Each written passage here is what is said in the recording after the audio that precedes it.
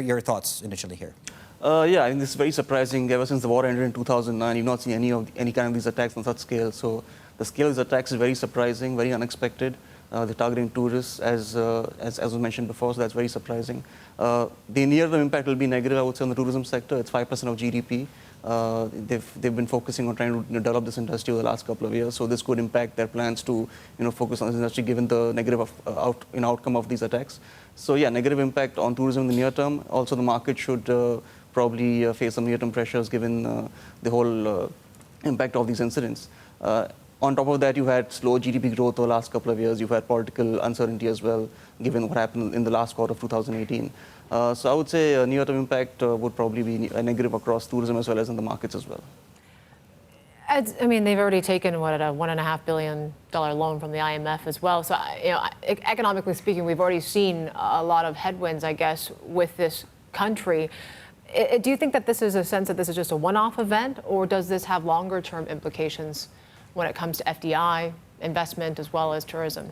Yeah, given that it's happened after a decade, it seems like a one-off incident, and hopefully the government should probably unite and factor these issues into consideration and solve whatever issues are on the ground or which are on the table and sort them out so it doesn't happen again. And so they can attract the foreign investment flows which have been coming in the tourism sector, especially also in infrastructure.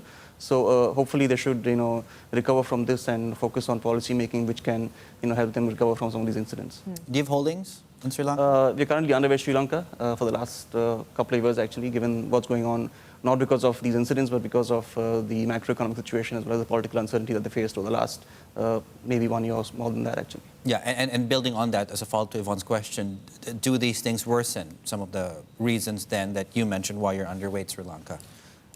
I think it's too early to comment as to how this trend will play out. I mean, I think everyone's initial reaction is that it seems like a one-off incident. It's not something that we can see on a regular basis, similar to what we saw in the war before 2009.